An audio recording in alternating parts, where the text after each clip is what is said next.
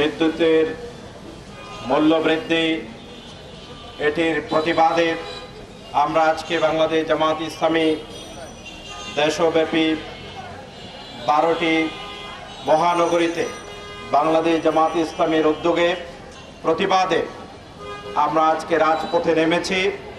যেখানে নতুন সরকার পরিবর্তন হলো, এই পরিবর্তনের পর বিগত স্বৈরাচারী সরকার যেভাবে ভঙ্গুর একটি অর্থনৈতিক ব্যবস্থা রেখে গিয়েছিল, এরপরে দেশের মানুষ ধীরে ধীরে সরকারি যেই ব্যবস্থাপনা তার পরিবর্তে যে বেসরকারিভাবে মানুষ নিজের পায়ে নিজে দাঁড়ানোর জন্য চেষ্টা করছিল, সেই সময় সরকার দফায় দফায় জ্বালানি তেল এবং বিদ্যুতের মূল্য বৃদ্ধি করে মূলত মরার উপর খাড়ার ঘা দিয়ে বাংলাদেশের মানুষের সাথে এই সরকার বিশ্বাসযোগ্য কোনো আচরণ করতে পারে না।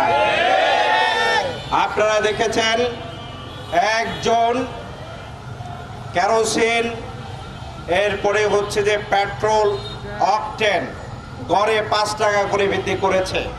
ঠিক একইভাবে গতকালকে আমরা দেখলাম বিদ্যুতের মূল্য গ্রাহক পর্যায়ে হচ্ছে প্রায় 17 টাকা এবং খুচরা পর্যায়ে প্রায় 19 টাকা করে মূল্য বৃদ্ধি করা হয়েছে।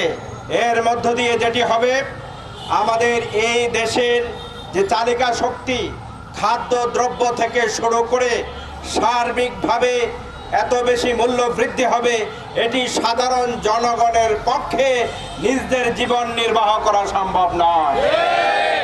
আমরা সরকারের প্রতি অনতিবিলম্বে আহ্বান জানাবো, নিজেরা আন্তর্জাতিক বাজারের নামের কথা বলে আমাদেরকে বোকার স্বর্গে আপনারা বসবাস করার মতো সেই নীতি আদর্শ, সেই বক্তব্য উপস্থাপন করবেন, আর আমরা সেইটা গ্রাসে গিলে নেব, এটা মনে করার কোনো সুযোগ নাই।